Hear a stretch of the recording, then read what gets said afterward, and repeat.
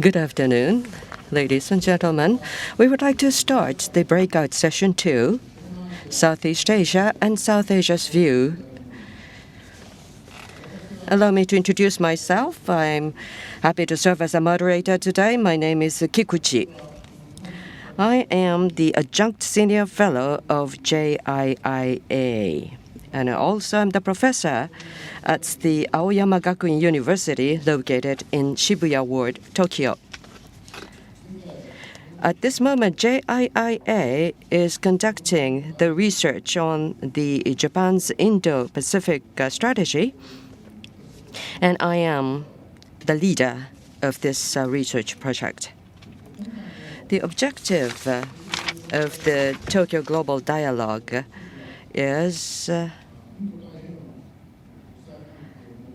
considering how the international relations and regional order should be in the Indo-Pacific region, its current status and future. And in this session, the countries of Southeast Asia and South Asia, how do these countries envision the present and future of the Indo-Pacific, and how do they intend to get involved? These are the things we would like to discuss in this session. In my view, amongst all the different discussions and sessions at the Tokyo Global Dialogue this time, our session, Southeast and South Asia's view, is one of the most important. I say this because that when we consider the international order or international relations or international order and its futures of the Indo-Pacific region, what kind of policies will Southeast Asian countries and South Asian countries take will have a great impact, in my view. When we consider how the international order, regional order should be,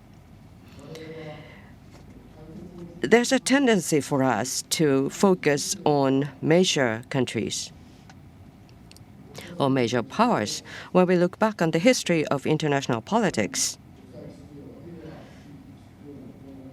those who bore the central role in building the regional international order have been major powers. In discussing the future of Indo-Pacific region, it is generally the case that people tend to focus on major powers, especially of late. U.S.-China relations, how will it evolve? It seems to be a determining factor of determining importance of the future of Indo-Pacific region.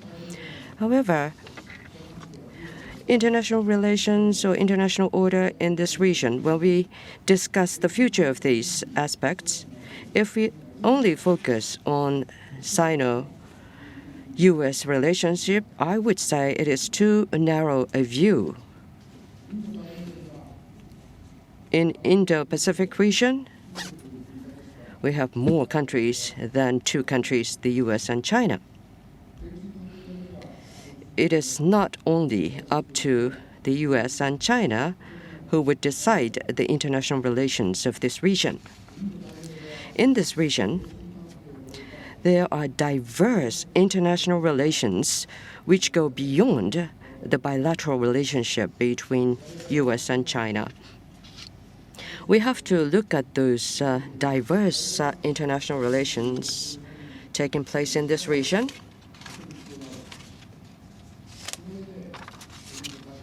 And based on that view, we should consider and discuss about the outlook of that relationship in the future of international relations of the Indo-Pacific. Now, the countries in this region are not a mere lookers-on of Sino-U.S. relationship. The countries of Southeast Asia or South Asia are proactively trying to get involved in the formation of international relations or international order in the Indo-Pacific region because it has such a big bearing on their own fates or destinies. These countries, after the war, strove hard for nation building and succeeded in strengthening their resilience as nations. They are not weak ones in the Indo-Pacific region. These countries will play an important role in the international relations or international order of this region. They are important players. Now, today, the major countries face difficulties in politics.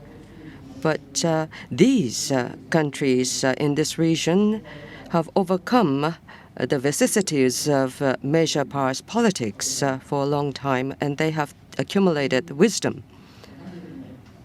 More than anything else, they have a very powerful nationalism, saying that they don't want other countries to determine their own fate. Arguably, the international relations, future of the international relations in this region cannot be dictated only by bilateral relationship of U.S. and China. Countries other than U.S. and China should be included, and that international order will be more likely multiplex, multi-layered order, in my view. The countries in Southeast Asia and South Asia will, in my view, constitute a part of an international relations multiplex, multi-layered order in the Indo-Pacific region going forward. In considering these issues, we were quite fortunate in having the best speakers on this topic at this Tokyo Global Dialogue. Today, we have the honor of having international relations experts from India, Indonesia, Malaysia, Singapore. The speakers are representative speakers, experts from these countries on international issues. All of them have been involved in formulating their own country's foreign policies or their implementation, or researchers. They have carried out such critical roles in these endeavors. At this moment, for the issues facing Indo-Pacific regions, all the speakers are quite active in getting involved in the discourses on different issues. I myself have been involved in this issue for a long time. I have learned so much from the speakers present today for a long period of time. I do hope that the discussions in this session will help you in considering the international order of the Indo-Pacific going forward. We have invited 4 speakers. We will listen to them first. This, according to the order of the program, first we would like to invite Ambassador Bihalali Kosekam, followed by Tan Sri Rastam, Ambassador Sin, and then finally Ambassador Rizal Sukma. First, Ambassador Bihalali, please.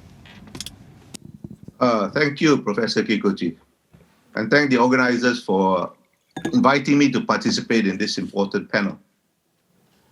The term Indo-Pacific is not just a neutral geographic expression. It also expresses certain political attitudes towards US-China strategic competition, depending on who and how that term is used. And perhaps I can make a contribution by giving you my view on how the countries of Southeast Asia look at this important issue. Bear in mind, of course, mine is only one view. I don't claim to speak for all of Southeast Asia. You have 2 very distinguished diplomats here, my friends Rastam and Rizal. They will have their own views. But anyway, let me try. Southeast Asia is the strategic crossroads connecting the Indian and Pacific Oceans, and as such has always had to cope with major power rivalry. US-China strategic competition is just another phase, and while they are undoubtedly important, US-China relations are not the only influence or even the most crucial influence on Southeast Asia. As Professor KIKUCHI had briefly mentioned, a far more powerful force that has shaped the international relations of Southeast Asia has been nationalism and the quest by the countries of the region for autonomy. Nationalism and the quest for autonomy has shaped the characteristic diplomatic style of the region, which is to simultaneously hedge, balance, and bandwagon. When ASEAN members say we do not want to choose between the US and China, it does not mean we want to passively lie low. It means we want the freedom to define our own interests as we see fit. And this is already very largely the situation, in my view. With the partial exceptions of Cambodia and Laos, no ASEAN member sees the need to neatly align its interests across all domains with a single power. A country may bandwagon in one domain, let's say trade and investments, balance in another domain, let's say defense, and hedge in a third domain, for example, in technology. Our interests may sometimes lead us to lean towards China, sometimes to tilt towards the US, sometimes to make common cause with Japan or Australia or India or Russia, and sometimes we may go our own way, ignoring all external powers. No country will accept an exclusive relationship with either the US or China or with any other external power. Southeast Asian diplomacy is promiscuous, not monogamous. As the arena for major power rivalry, Southeast Asia is a naturally multipolar region, by which I mean there will always be more than one or two external powers present and contending for influence. In fact, historically, no single external power has ever held sway over all of Southeast Asia, except for the short and exceptional period of Japanese occupation during the Second World War. Now, great power rivalry, of course, has its dangers, and there have been some very tragic episodes in the region's history. But great power competition also creates maneuver space. For example, in US-China relations, the two extremes of, on the one hand, perfect rapprochement between the US and China, or on the other hand, the escalation of competition between them to the point where that tensions lead to conflict or war, will both be disastrous for Southeast Asia, because both extremes reduce maneuver space to nearly zero. The ideal situation is one of stable US-China competition and manageable tensions, because that provides the broadest maneuver space. Stable multipolarity creates even more maneuver space because small countries can only maneuver in the interstices of relationships between bigger powers. And the more big powers present, the wider the options. One of ASEAN's goals, one, not the only goal, but one important goal, is to encourage and stabilize the natural multipolarity of Southeast Asia. This is the underlying purpose of forums such as the East Asia Summit, the ASEAN Regional Forum, the ASEAN Defense Ministers Plus meeting, and ASEAN's various dialogue partnerships, all of which anchor major external powers in the region by giving them platforms to articulate their views and pursue their legitimate interests. These forums help establish a balance in Southeast Asia. Now, not balance necessarily directed against one external power or another, but balance understood as an omnidirectional and multipolar state of equilibrium.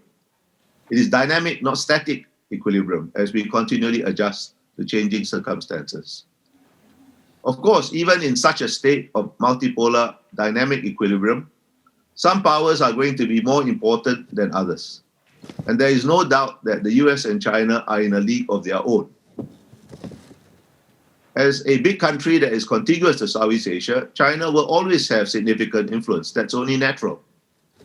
But for exactly the same reasons, size and contiguity, China will always arouse anxieties in Southeast Asia. Big powers, if their intentions are benign, have a responsibility to reassure small countries on their periphery and China has singularly failed in this responsibility.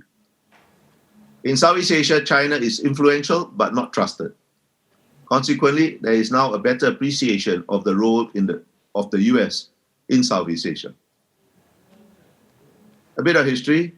At the end of the 1980s, a combination of Filipino domestic politics and natural disaster caused US forces to leave their bases at Clark Airfield and Subic Bay in the Philippines.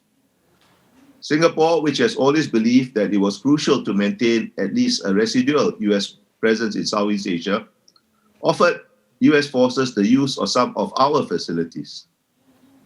MOU, Memorandum of Understanding, to put this into effect was signed in 1990. As it happened, the signing was in Tokyo. The 1990 MOU aroused vehement criticism from our neighbors. But when we concluded a strategic partnership agreement with the US in 2005 that provided for much expanded defense and security cooperation, and when the 1990 MOU was renewed in 2009, there was not even a whisper of criticism. The difference in response was a function of growing anxieties about China and better understanding that the US is an irreplaceable factor in any strategy of dealing with China, though not every ASEAN country would be prepared to say so in public. Now let me provide you with some data that illustrates those attitudes about the US and China. Since 2019, the Institute of Southeast Asian Studies in Singapore has published an annual survey of attitudes on key issues among the elites of the 10 ASEAN members. I'll quote just a few results from the 2021 State of Southeast Asia report by way of illustration. You can look up the report on the internet, it's available there. Now, ask which dialogue partner provided the most help to the region for COVID-19. 44.2% replied China. Japan was a distant second with 18.2%, and the US scored only 9.6%. But at the same time, 63% had no confidence in China doing the right thing to provide global peace, security, prosperity, and governance. Whereas 48.3% expressed confidence in the US doing the right thing, and 67.1% had confidence in Japan. Clearly, China's vaccine diplomacy has had limited impact in assuaging mistrust. The same general pattern was evident in the economic and strategic domains. Asked who was the most influential economic power in Southeast Asia, 76.3% chose China. But at the same time, 72.3%, almost the same number, worried about this, and only 27.7% welcomed it. Asked who was the most influential political and strategic power, 49.1% chose China and only 30.4% chose the US. But 88.6% were worried about China's influence and only 11.4% welcomed China's influence, whereas 63.1% welcomed American political and strategic influence. Previous surveys also revealed the same general patterns. The combination of influence and mistrust suggests that while real, China's influence may well be brittle. The survey shows that expectations of the Biden administration rocketed after the Trump years to the extent that I now worry a bit whether China has unrealistic expectations and does not sufficiently realize that the new administration will expect more of ASEAN too.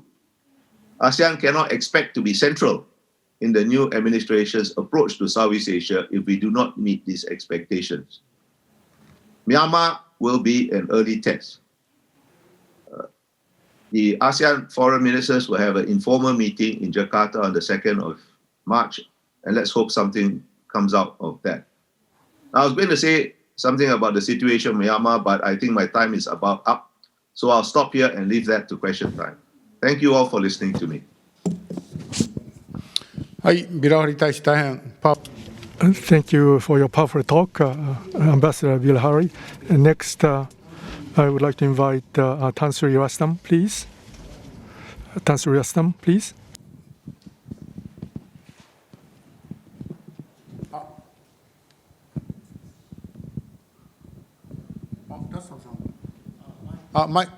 I think you're muted. Please turn on the microphone.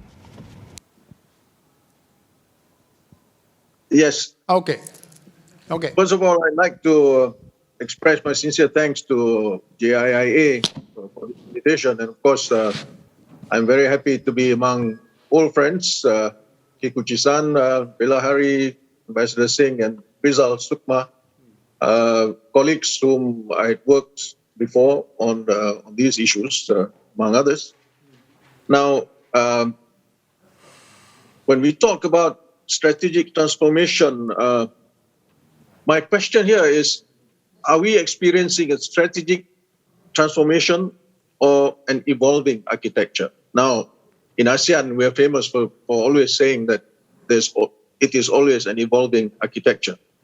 In any case, if you look at transformation, you are looking at a complete change, probably in form, structure, and appearance in the region. But certainly, as we've heard from Ambassador Bilahari, that attitudes have helped to shape how people feel and see this region as it is now, as opposed to others who are talking about an evolution of the regional architecture, which suggests gradual development in the form of a directional change, sometimes in fits and starts.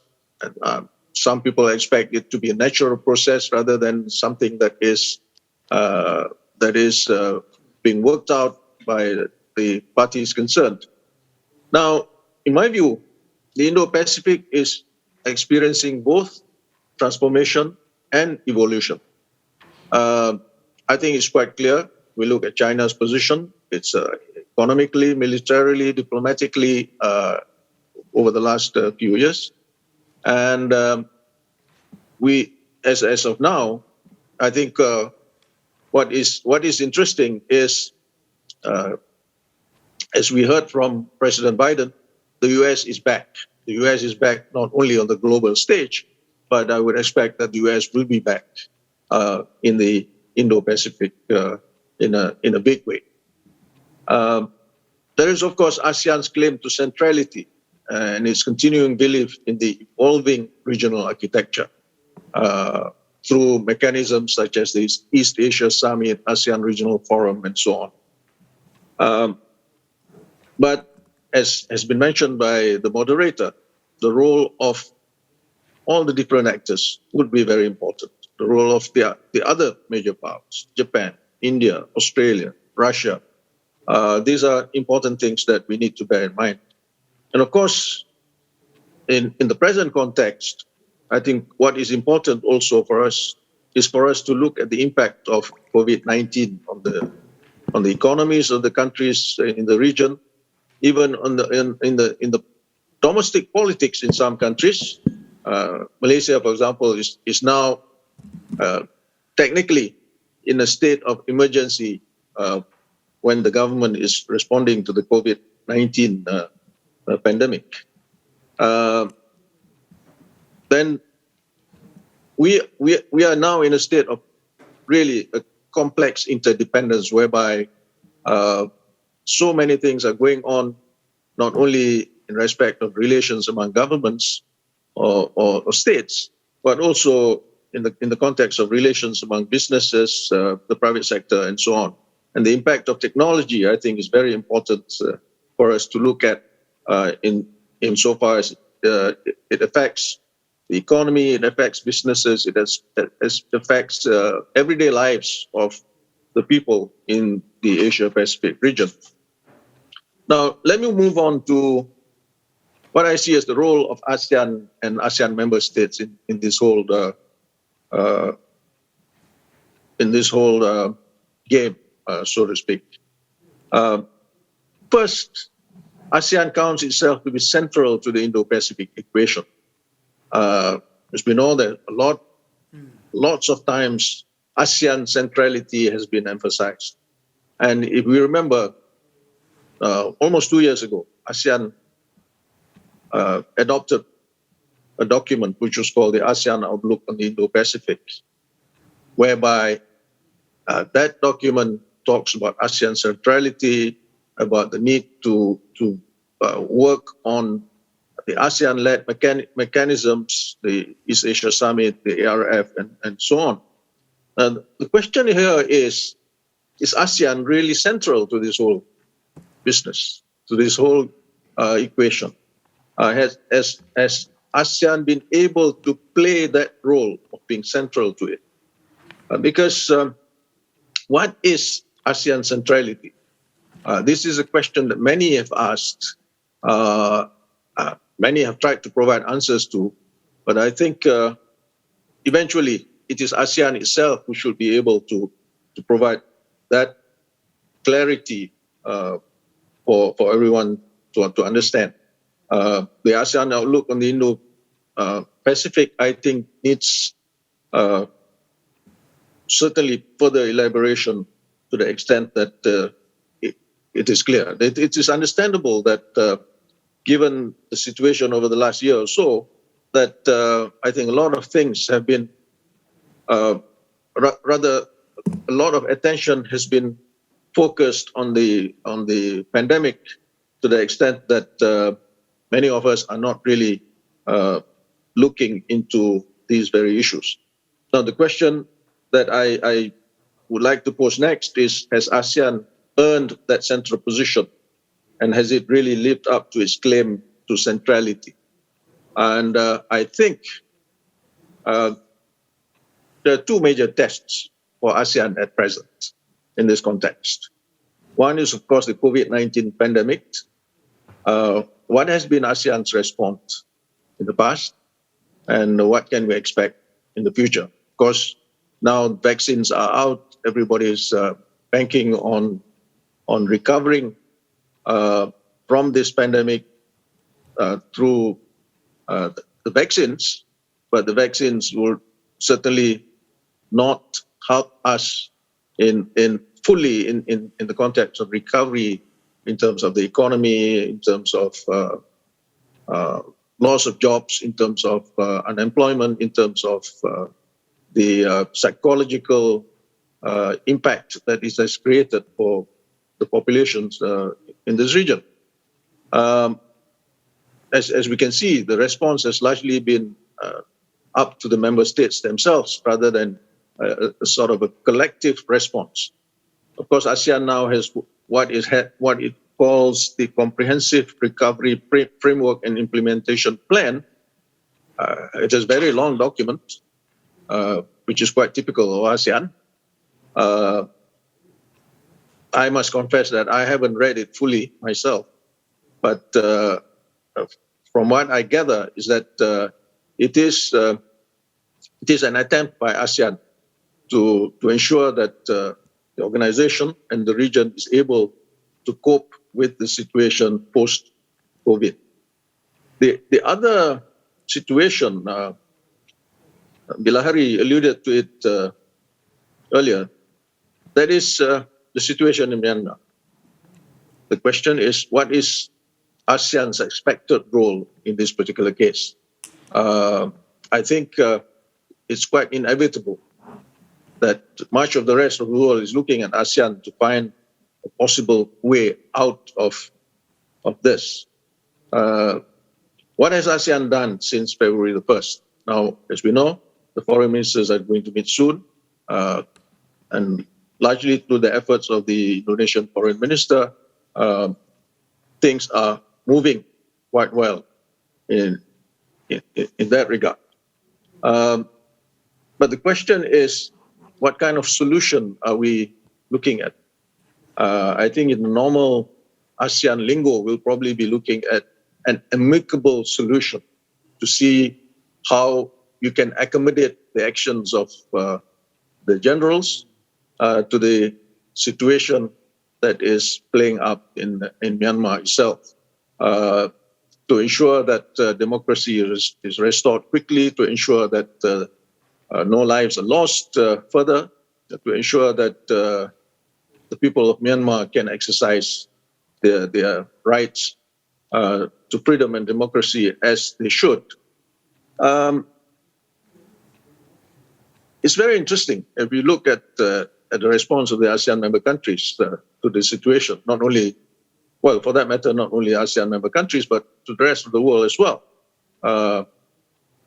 So now, I would imagine that here we are in a situation where nobody wants to rock the boat, because insofar as ASEAN is concerned, Myanmar is a member. It's very difficult to sort of sanction one of your own over these kinds of misdeeds, although the ASEAN Charter is there to provide for the necessary remedies for such situations. There is, of course, the principle of non-interference, and there is, of course, the practice of consensus that ASEAN has adhered to since the beginning. So I would hope that the efforts of the Indonesian foreign minister and the meeting of the ASEAN foreign ministers that will be coming up soon would bear some fruit as to finding a possible way out of the situation that we find ourselves in Myanmar. Now, thirdly, let me look at the regional economic landscape and architecture. The Asia-Pacific and the Indo-Pacific is, as we know, the world's leading region for economic growth. COVID-19 notwithstanding, I think there's a lot of interest in businesses and companies from outside the region even to continue to come into the region for investments and other purposes. And in the regional economic context, I think it's important for us to look at the trade agreements that have been signed, the CPTPP as well as the RCEP. RCEP, for example, has created what is essentially the world's largest free trade bloc.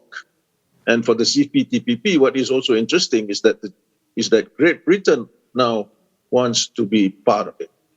And in a way, coming back to what Bilahari has said, Southeast Asia, and in the larger Indo-Pacific region has always been of interest to powers from throughout the world. So the question here is what next? What would happen in the context of APEC, for example? APEC, unfortunately, has faced a rather interesting situation. There was no joint communique achieved in Papua New Guinea in 2019.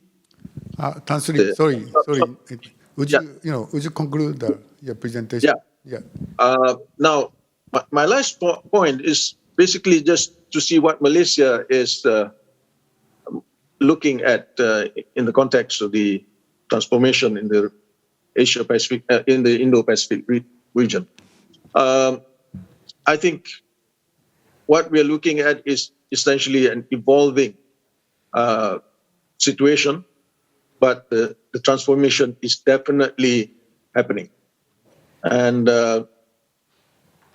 Malaysia, as always, has been looking at balance of interest versus balance of power.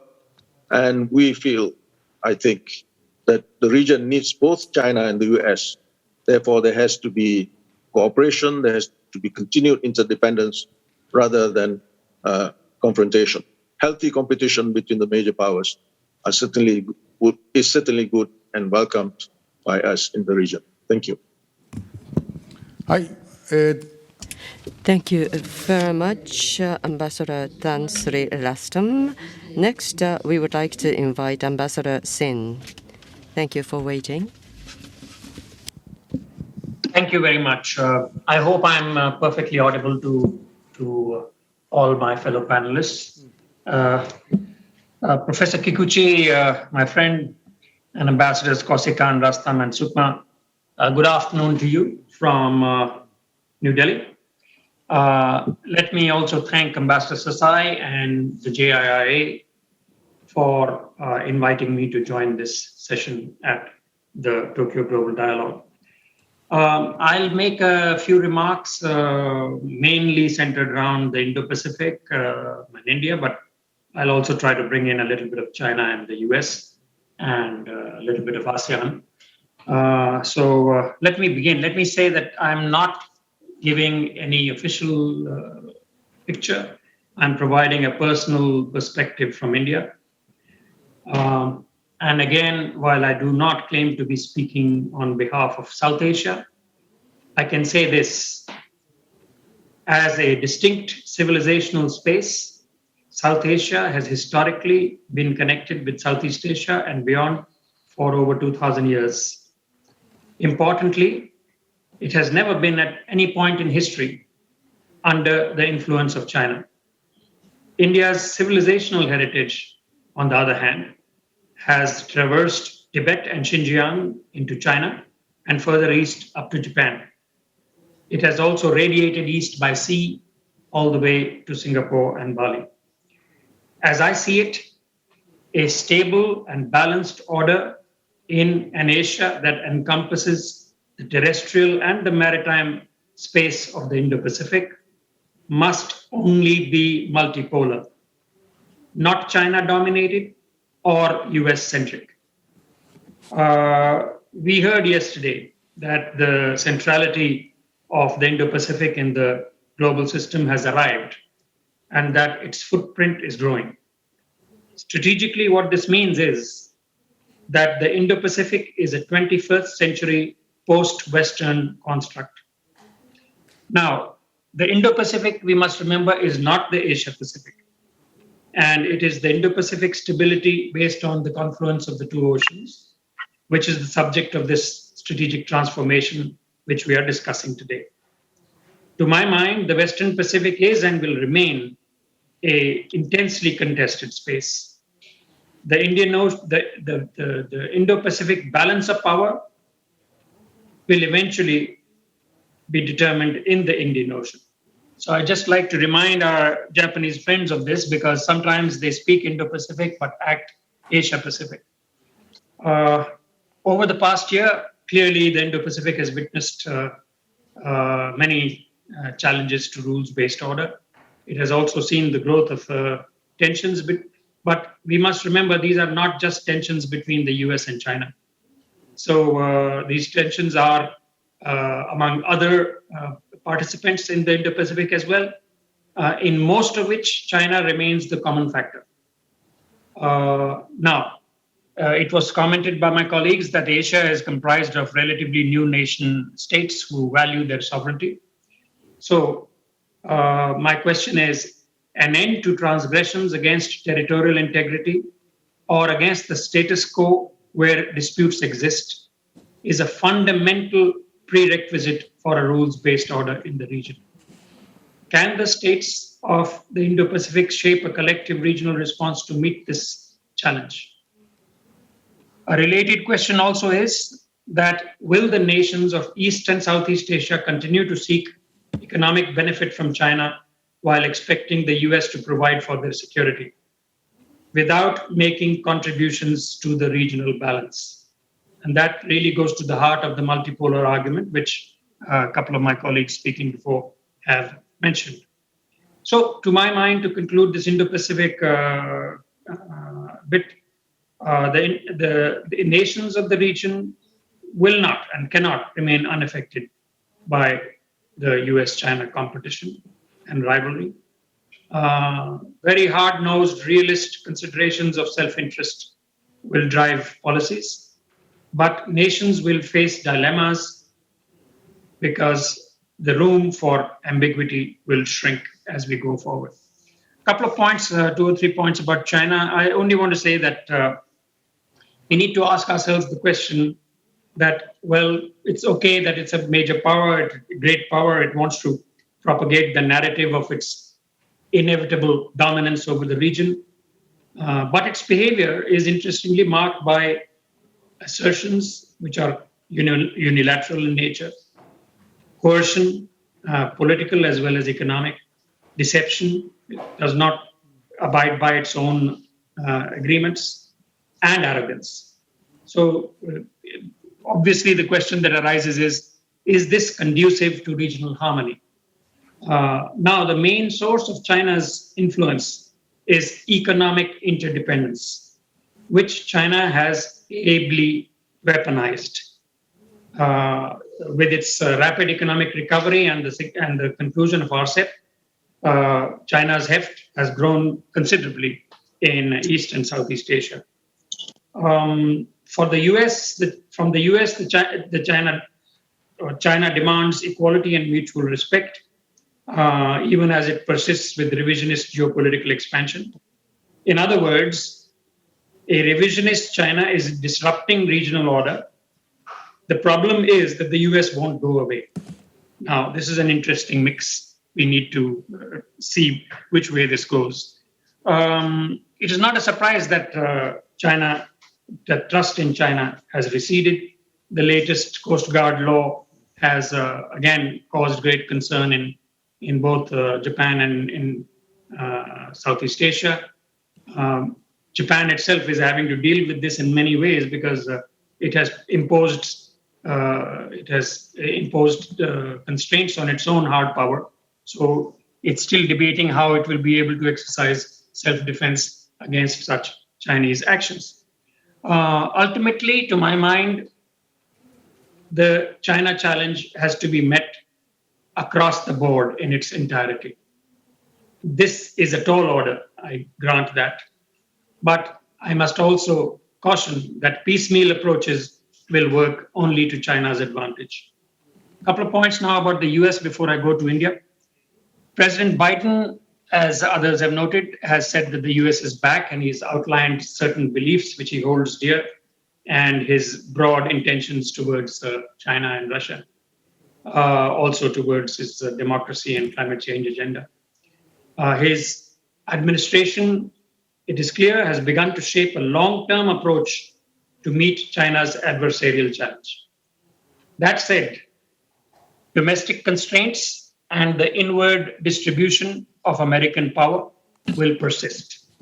So we welcome the indications which are there thus far of the continuity in US policy towards the Indo-Pacific and the role of the Quad in meeting defining challenges of the region.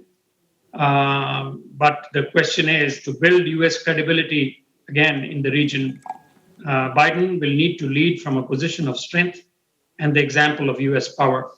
Leading with diplomacy alone will fail. Final point about the US. US leadership clearly is essential for the Indo-Pacific order. But regional allies, partners, and middle powers will have to assume much greater responsibilities. The US will not assume this burden alone. Free riding days are over. Okay, now let me come to India. And I will say this slowly so that the audience and my colleagues can internalize it. India is an independent, standalone power with autonomous strategic capability. It supports an open, inclusive, stable, multipolar, rules-based order in the Indo-Pacific, and do note my emphasis on multipolar. India is today in the forefront of resisting expansionism, defending territorial integrity and sovereignty, rejecting predatory economics, and countering mercantilist trade. Here I would say that India's example of a political, economic, and military response to China's recent aggression on its borders in Ladakh sets an important benchmark for other Asian nations to take note of. And we are doing more. To meet this China challenge, India is giving sharper focus to building national capability, comprehensive power, and economic resilience. Here I would add that the policies of India and East and Southeast Asia on economic engagement with China are not aligned. India is decoupling. East and Southeast Asia are becoming more dependent on China. So looking at the long term, how I see this multipolar Indo-Pacific emerge, the continued growth of India's economic and military power in years to come will remain critical for achieving strategic balance in the Indo-Pacific. India, I must also share with our Japanese friends, welcomes internal balancing contributions from its partners. It does not seek external balancing commitments. I think that's the difference, essential difference between allies and partners. That said, I think India-US relations have been driven by their shared and converging interests, and I have no doubt that these will continue to gather further momentum.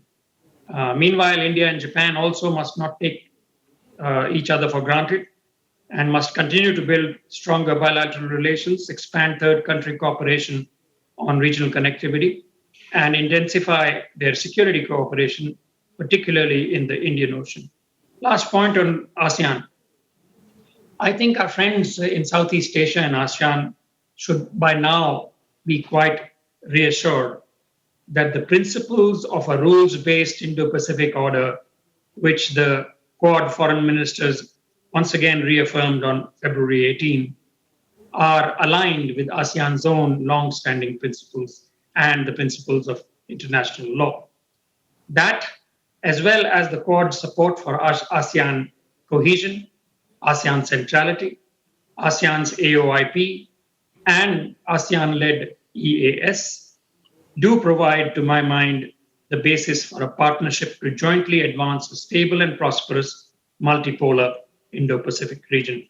I'll stop there. There's much more to say, but we can leave that for further discussion.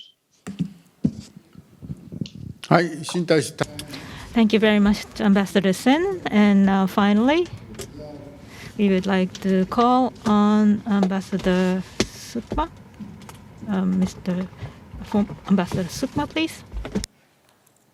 Thank you very much, KIKUCHI Sensei, Ambassador Herman Singh, Pak Rastam, Pak Bilahari.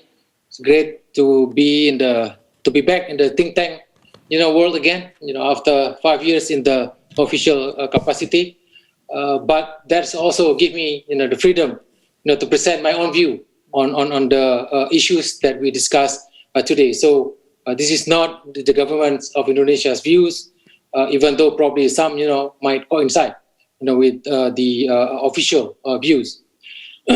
So in this presentation, I will try to focus on the 4 questions that's been given to us by the organizer, the JIIA. First, on the implication of the US-China rivalry for regional order in the Indo-Pacific and the future of US-China relations. And second, on whether or not Southeast Asian countries will be forced to accept a regional order defined by the US-China relationship. And the third, measures that the ASEAN countries need to take in order to maintain and strengthen the rules-based regional order. And finally, on the questions of role of Japan. So the rivalry between the US and China will continue under Biden administrations. So, and the Indo-Pacific will be the center of their strategic rivalry. And Southeast Asia, as the fulcrum or the center of the Indo-Pacific, cannot escape that strategic challenge of the century. We can expect, that for the next decade or so, we will witness competing visions of regional order at play. We will see how the US and China will try to shape regional order in their own interests. So the US will focus on building its relationship with allies and partners, such as in the Quad, in order to respond to China's growing influence in the regions. And meanwhile, China will continue to advocate its own vision of regional order, for example, through the BRI. So we can say with a degree of certainty, that the future of US-China relations will continue to be defined by the struggle, for influence or the strategic rivalry between the two. So, in responding to this emerging strategic problem, in Southeast Asia, the views of regional countries differ, I think, from one country to the other. Some seemingly have no problem, whether the regional order is US-led or China-led. But collectively, as ASEAN, so there is the desire to avoid being entangled in great powers competition. And ASEAN has no appetite, for Pax Americana or Pax Sinica. So ASEAN has also issued, its own vision of regional order, the ASEAN outlook on the Indo-Pacific. But this outlook is more of an aspiration than a strategy. So it basically rejects the notion of rivalry and exclusivity as the defining characters of regional order and calls for cooperation and inclusivity. So it is important to note that the ASEAN outlook needs to be operationalized into a workable strategy. It is a strategic necessity for ASEAN to propose a new format of an Indo-Pacific regional architecture. An ASEAN vision should not only reconcile all competing visions of regional order, but also ensure the relevance and centrality of ASEAN as a diplomatic manager of regional order. So, however, norms and institutions cannot solve the problem of strategic rivalry among great powers. So it has to combine both the elements of powers and institutions. And first, ASEAN needs to think about a strategy to facilitate a stable balance of power between the US and China by engaging both, not by taking sides. Second, one key idea that ASEAN needs to work on, and if it wants to stay relevant and plays a key role in maintaining and strengthening the rules-based regional order in the Indo-Pacific, is the East Asia Summit. So this ASEAN-led institution has the potential to become a premier security institution in the regions, where every relevant player has a seat around the table. So therefore, in my view, ASEAN needs to restart again the conversation with everyone on how to institutionalize the East Asia Summit. And finally, what role can Japan play in such efforts? So I think Japan is in a much better position in working with ASEAN. I will again quote the survey that Ambassador Kausikan also quoted just now in his remark issued by ISIS Singapore. I think Japan in a better position to work with ASEAN because it is the most trusted power in the regions. I would like to repeat the result of the survey. 67.1%, basically in Southeast Asia see that Japan is the most trusted power. And this is well ahead of the US, which is only 48%, and China 16.5%. So Japan, therefore, is expected to play a greater role in security matters and in strengthening international law, rules, and norms. So, for example, Japan can support ASEAN in making the UNCLOS the only rules of the game in the maritime domain in Indo-Pacific. So Japan is also in the better position to explain to the US that ASEAN and Southeast Asian countries are important to the Indo-Pacific.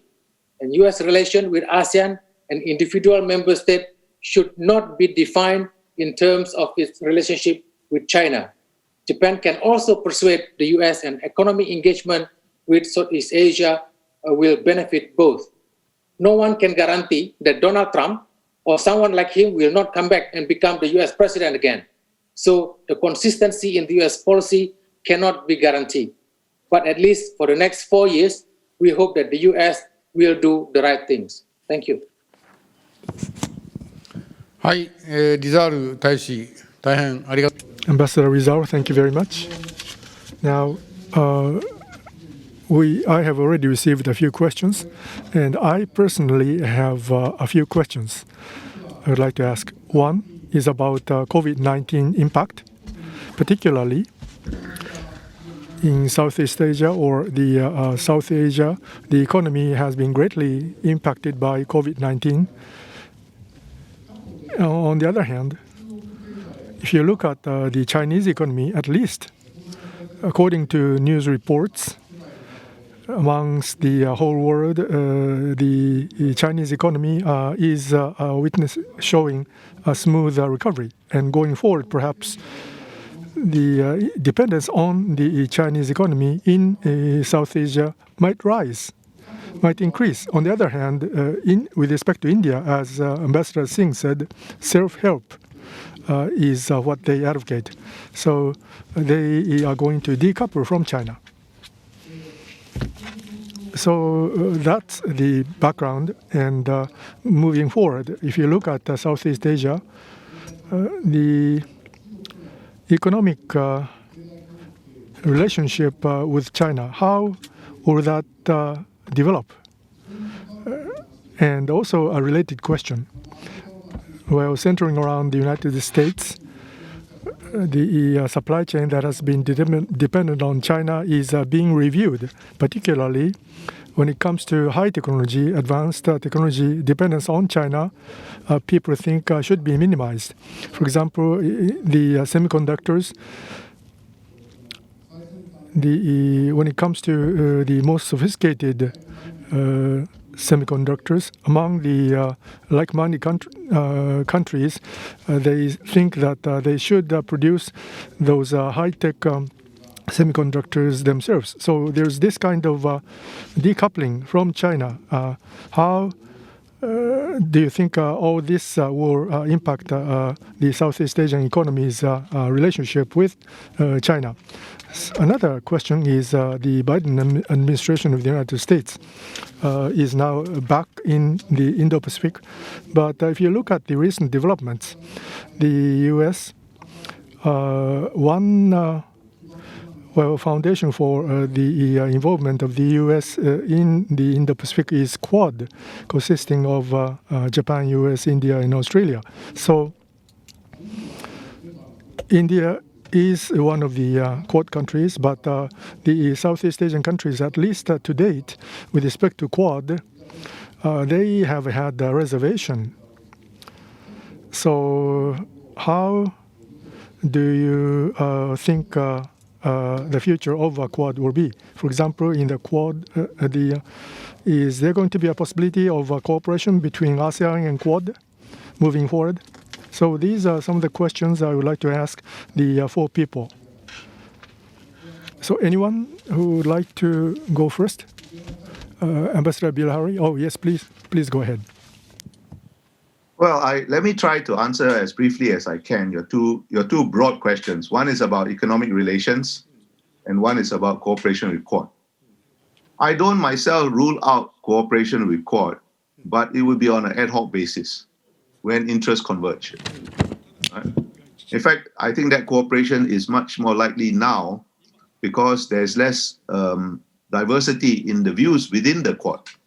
When Mr. Pompeo was Secretary of State, I think he was advocating hard containment of China, and I don't think people will want to play with it. But I would not, on an ad hoc basis, on particular projects, rule out cooperation between ASEAN and Quad, or some members, or some combination of members of the Quad, in a kind of flexible format. On the economic relations, that's a more complicated question. Yeah, China is important economic partner, and China in the domain of trade is the most important economic partner.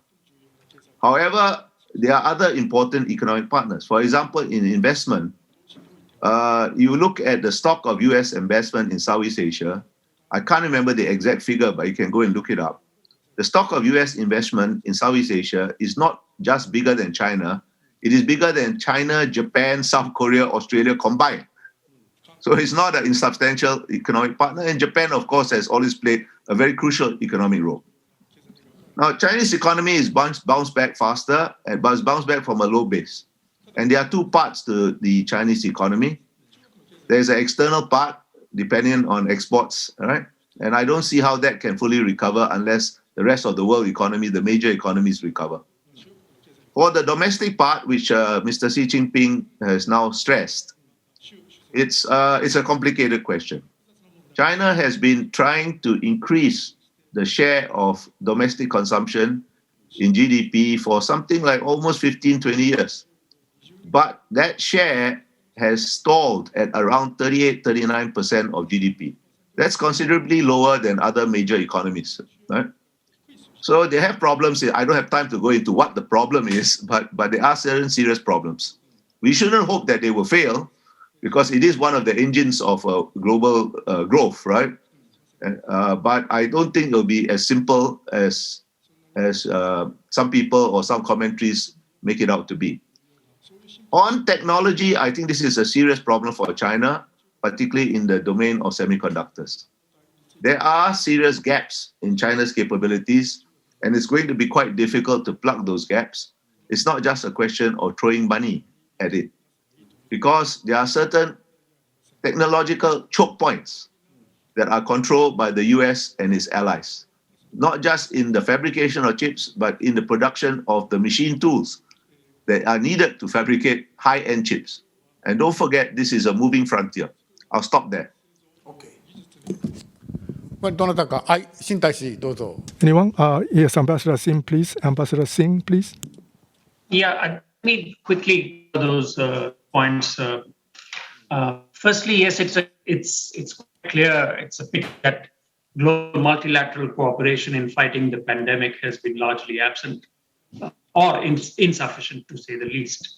I think we in India feel that it's a pity, and we've done our very best to use India's vaccine production capabilities. You know, India produces about 60-65% of all vaccines which are used for various diseases in the world. We tried to ramp up that capacity. We've already donated about 7 million doses to our neighbors, and we've authorized the export of more than 20 million doses to various developing countries across the globe. Frankly, you know, I mean, and we are also contributing to the WHO's COVAX because most of the COVAX vaccines, which WHO will distribute, will come from India. But you know, frankly, there's a little bit of unnecessary chatter around vaccine diplomacy.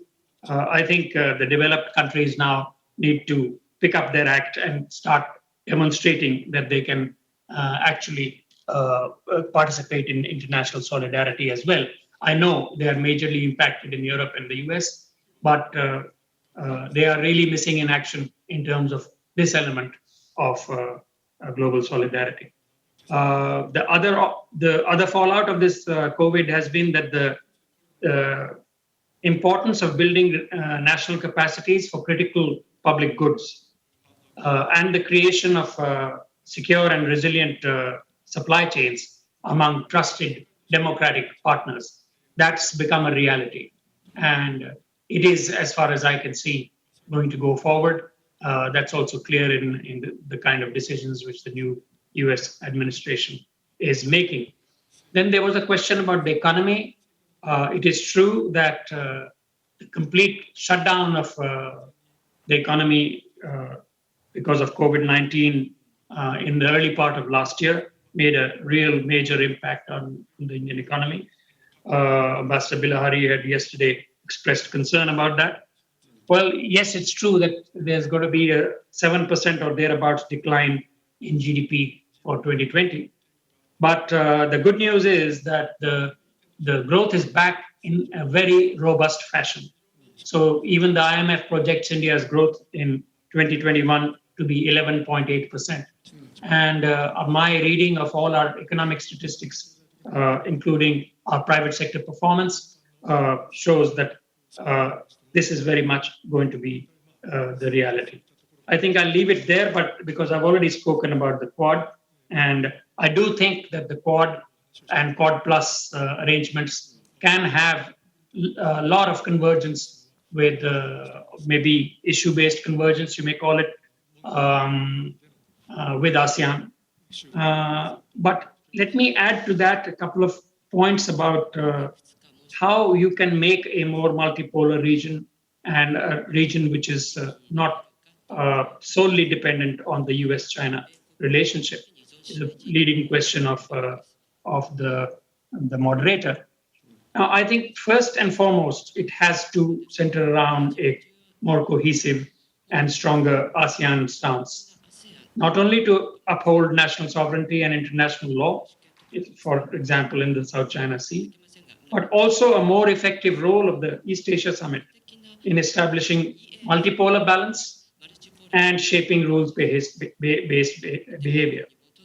Second, I would really, in this particular segment, bring in Indonesia, because without any question to my mind, and I'm speaking as somebody who comes from a country which says it is an independent and standalone power.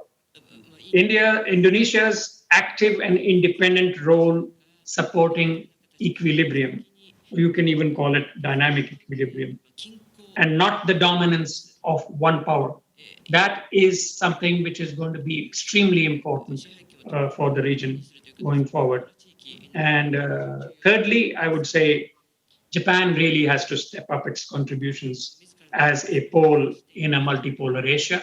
I know it is Japan is very well placed with its influence in ASEAN and the goodwill which it has created over 30 years in ASEAN. But frankly, Japan has to really become a multipolar, a part of multipolar Asia and a pole in that construct. And I can't see that happening unless Japan lifts its constraints to hard power. I'll stop there. はい、新大使どうもありがとう。それでは Thank you very much, Ambassador Ambassador Rizal. Quad, I think it's almost as long as Quad is perceived, as an attempt by the four countries to contain China, it would be difficult to imagine that the ASEAN and Quad cooperations. But I do agree with Pak Bilahari, that some members of ASEAN probably on ad hoc basis, can actually cooperate on certain project, on certain initiative, with Quad. But I don't see any possibility for ASEAN Quad kind of type of cooperation in the future. With regard to the economy, which is I think it's very interesting, to see that during the COVID, at least in the Indonesian case, our export to China increased, and also the Chinese import from Indonesia increased. So that means that I think China will play even more important role economically, for the recovery of Indonesia's economy, after the pandemic. And secondly, I think there is this initiative now in Indonesia by the government, on how to recover the economy, to focus more on the EV, on the electronic vehicle, because of the potentials in the country, for the battery, and so on, because of the nickels. And thirdly, to Ambassador Singh, I think I can assure you that Indonesia will never abandon, its non-aligned position, vis-a-vis the major power or great powers rivalry. And because, Indonesia has no appetite to support either Pax Americana or Pax Sinica. So we still love the Pax ASEANA if it's possible. Thank you. はい、どうもありがとう。 Thank you very much. Tan Sri Ratnam, please. Last one, please. Tan Sri, please. Thank you. Can you hear me? はい、じゃあ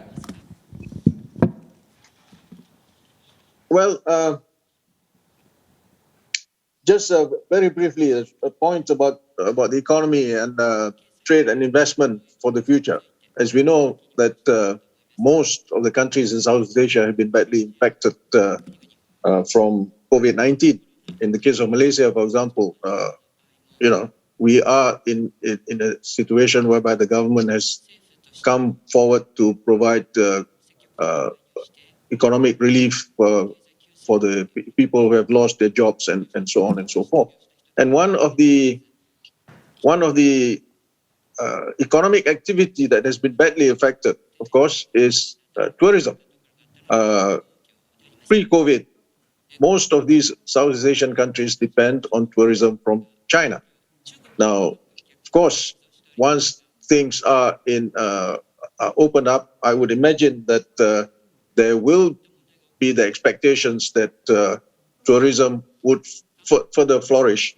And I think in this case, I think not only in the context of tourism and trade and investment, we would need not only the Chinese, but also Japanese and Indians and so on to help us with the economic recovery post-pandemic. Thank you. はい、ありがとうございました。 Thank you very much. One more thing today. We are focusing on Indo-Pacific. When we use this term, always this accompanied by ASEAN Centrality as a phrase. Tan Sri Lastam said that ASEAN should explain what this ASEAN Centrality means. To be sure, ASEAN Centrality, difficult to understand as a concept. US, Japan, India, Australia, but all of us talk about ASEAN Centrality. ASEAN itself talks about ASEAN Centrality. What is it that we are talking about, ASEAN Centrality? Well, there's so many tuning in and listening to this dialogue. Therefore, it is a great opportunity for you to appeal to the rest of the world what ASEAN Centrality means in an easy-to-understand manner. I would appreciate it very much. Ambassador Bilahari, how about you? Okay, you're right. It's a very slippery concept and not easy to explain, but let me give it a shot. Let me try. ASEAN Centrality, in its most essential sense, means ASEAN creating situations, creating institutions that makes it in the interest of major powers to work with ASEAN rather than against ASEAN. That's all. Okay, good. So, Lisa, どうですか? I agree. It's quite difficult, but I think ASEAN Centrality means that the agenda for dialogue, in Indo-Pacific or in the Asia Pacific, should be, I think, designed and also agreed upon by ASEAN. So I think it closer to the meaning of the convening power, of ASEAN, at the center of all these, great powers, who are competing in East Asia or in Asia Pacific. So that's, I think, where the centrality, comes in. But one note is that it's very difficult now, actually these days, to enforce that centrality, because ASEAN unity, has never been a reality. Thank you. Tan Sri, いかがですか? Tan Sri, please. Thank you. Now, ASEAN Centrality is it's a very interesting concept. I think my colleagues have been able to explain in very brief terms about it. But what is interesting is that if you look at practically all the documents that are adopted between ASEAN and its outside partners, they always accept ASEAN Centrality. Nobody has really questioned what the meaning is of ASEAN Centrality. But I think what is important here is for us to ensure that as we move forward, ASEAN should be able to maintain unity in order to ensure ASEAN Centrality. So that is why I think this is also related to the question of leadership in ASEAN. And I'm personally very glad that Indonesia is taking the initiative to play a leadership role on some of these issues, as I've mentioned earlier, the issue of Myanmar, for example. I think it is important that ASEAN continue to maintain this situation of ensuring that there is unity, to ensure that there will be centrality accepted by all. Thank you. いや、そうしますとじゃあ、新大使どうぞ。Ambassador Sim, please. Just a quick comment, really, because let me assure our friends from 3 ASEAN capitals that it's very much India's position to make ASEAN centrality a central pillar when we think about the East Asia Summit and other institutions for regional order, which have been created by ASEAN. Let me also, however, caution that the time in history when ASEAN centrality used to be spoken about, let's say 15 years ago, was a very different time. And it was a time when issues in the region and geostrategic competition or rivalry or even confrontation was like a distant specter, not really something on you. But the situation in the region really has deteriorated. So maintaining rules-based order based on precisely the same principles which ASEAN, based on the UN Charter, has always upheld, that is becoming difficult. So I would really urge our ASEAN friends to think of new ways to enhance this ASEAN centrality. You know, I can think of the project which Rezal Kikuchi and myself, along with others, conducted about 7-8 years ago on how to achieve that greater buy-in and greater stakeholding among the other members who are non-ASEAN members of the East Asia Summit. Maybe you should consider appointment of East Asia Summit Sherpa, led by whoever is leading ASEAN in that particular year, or a chosen country in ASEAN to be the Sherpa, and conduct a dialogue with the Sherpas of the other 8 non-ASEAN countries, build an agenda which is in which everybody feels they have a great stakeholding. Because otherwise, I think it puts too much pressure on ASEAN to be upholding its centrality on its own, to be being the convening power, to be also at the same time a somewhat constrained convening power because of the questions of cohesion and of consensus. So give it a creative thought. What can be done? So we would like to help with that process. Thank you very much. So, Ambassador Bilahari, I think that your explanation was very impressive. And for example, then, right now, if we look at the Quad right now, in the Quad, is it against ASEAN or is it for ASEAN? When we think about that, what is it about Quad that is a problem, an issue for ASEAN? I think overall it's less of a problem. I think it was a problem when Mr. Pompeo was Secretary of State and trying to use the Quad to advocate hard containment of China. I think that was a problem even for the other members of the Quad.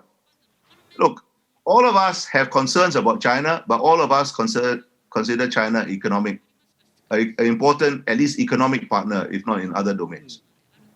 In other words, it's not a clear-cut situation where China is seen as clearly an adversary or clearly a friend.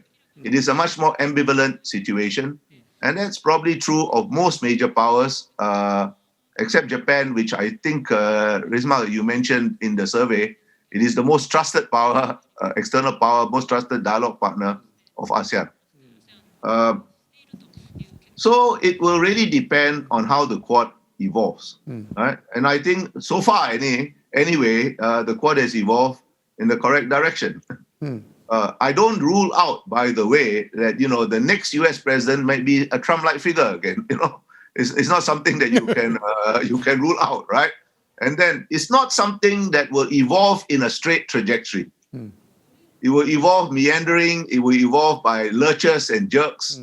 But that's reality. That's life. That's how the world works. It's not a planned, preordained, teleological trajectory. Thank you very much. So this dialogue, people listening in to the dialogue are sending in lots of questions. And particularly, there are a lot of questions about Myanmar, and it was mentioned today that ASEAN unity in the Indo-Pacific relations in playing a big role, ASEAN for ASEAN, Myanmar is going to be an important test case. So, Ambassador Bilahari, as you said, beginning of next month, there will be an informal ASEAN foreign ministers meeting, and Indonesia in particular.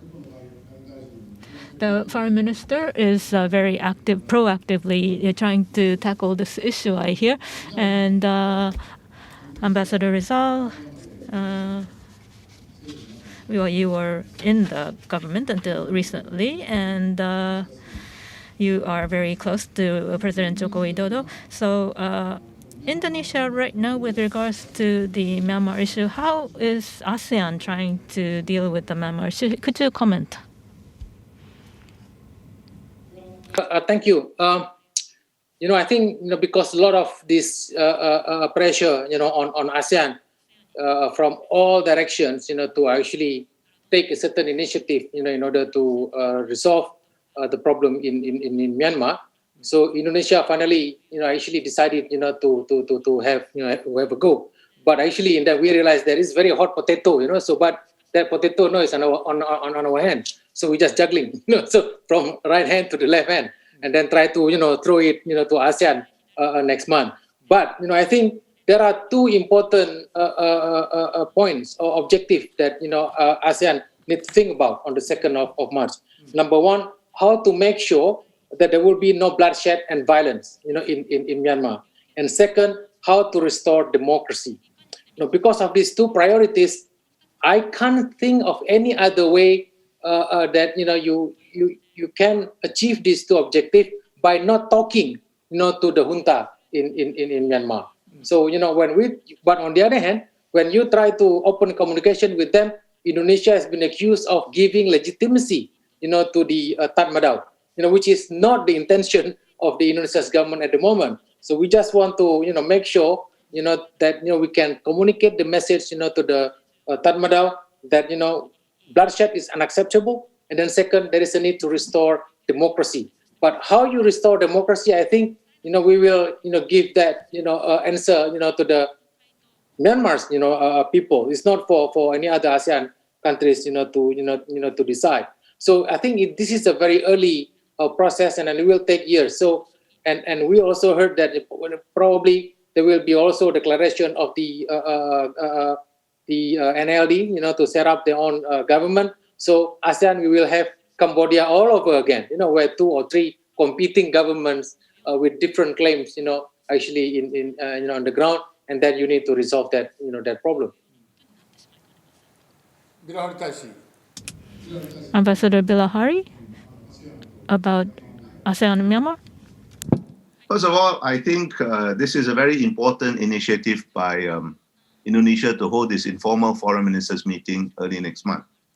But I think we have to be realistic about what we can achieve, and we have to be realistic in accepting that the Burmese military, the Tatmadaw, is a reality. It's a central reality in Myanmar since independence, and it will continue to be a central reality in Myanmar after this particular situation is resolved. When it will be resolved, I don't know well. Therefore, we need to be very clear about goals and sequencing of our goals. The most urgent priority, the immediate priority, is to avoid bloodshed, avoid further bloodshed. A return to constitutional government is, frankly, I don't see it being on the cards for quite some time to come. How long, I don't know. But if there is major bloodshed, it will only make a broader political settlement more difficult. Now, avoiding bloodshed requires ASEAN to urge both sides, the protesters and the military, to exercise restraint, because the Tatmadaw must be reassured that ASEAN will not ignore its interests. Now, this is, of course, unfair, because the protests are because of the military's actions in the first place. But what is practical and necessary at this juncture is not necessarily fair. The Tatmadaw does not respond to pressure. We have seen this before. For 20 years, they were under pressure and they did not move. They only move when it feels secure enough. And, and that's why I think it's important that we keep contact with the Tatmadaw, as Pak Rizal said. Nothing is to be gained from chunning them. Nothing. But it will take patience. This is a long-term issue that has to be dealt with calmly as unemotionally as possible and with a long-term perspective. タンスリーいかがでございますか。Tan Sri?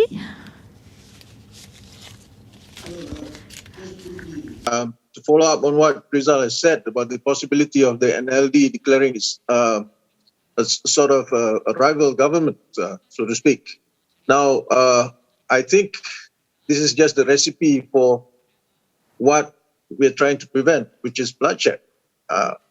Because the Tatmadaw is not going to stand by having someone else say that they are in charge of Myanmar. So this is a big dilemma that ASEAN will face, and not only ASEAN, for that matter, the rest of the world. Because if you're going to have parties or governments or other countries taking sides in this particular case, if that happens, if there are two rival governments in contention, so to speak, then it's very much Kampuchea all over again. Thank you. はい、ありがとうございました。Thank you, Ambassador Sin. For India, from the Indian perspective, well, particularly in northern eastern area of India and Southeast Asia, well, connected at Myanmar. So I think this is a very important issue for India. What do you make of it? Yes, certainly it is an extremely important issue. Myanmar is a strategically important neighbor. We respect the long-standing internal dynamics of Myanmar, which is their identity, the role of their military, their evolution down the path of constitutional democracy. We try to assist Myanmar in economic terms through our connectivity programs. We have major connectivity programs going on in Myanmar, especially in the west of Myanmar. And I think some of these programs which we are conducting in Myanmar for connectivity, Japan is also a partner because it is doing parallel work alongside India. So we are hoping that the engagement with Myanmar must continue. Just a couple of months ago, or 2 or 3 months ago, we had a very interesting situation where our Foreign Secretary and our Chief of Army Staff together visited Myanmar for extensive dialogues, both with the then still constitutional government and the military. So my personal thought on this, without going into too much of government or trying to second guess what is going to be happening with the government, is a realistic approach is much better than an ideological approach. And the danger really is that if we go overboard with the ideological approach on this issue, we will disturb the delicacy of the balances which ASEAN has to deal with when it is trying to impress upon the Myanmar junta how to proceed further to stop the violence and gradually make efforts to return to constitutional democracy. I also hope that this will not impact our efforts to continue our connectivity projects in Myanmar, but let's see what the situation is going to be, because there has been a lot of unrest lately. Thank you. はい、どうもありがとうございました。Well, thank you very much. Well, lastly, well, just one word from each of you to close off. That was my idea, but we have less than 1 minute. So, well, I am told to close this in time with the schedule. Actually, I wish to continue this for 1 hour, 2 hours, but we have had 4 experts who have given us a great, valuable talk, and I would like to thank them. And based on this, I hope to hold this kind of a meeting once again.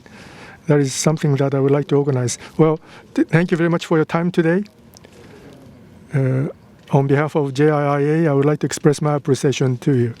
Thank you very much indeed. Well, to Delhi, to Singapore, to Jakarta, to KL, I would like to visit you someday. I hope COVID will be awaited as soon as possible. Well, with that, thank you very much. Sayonara.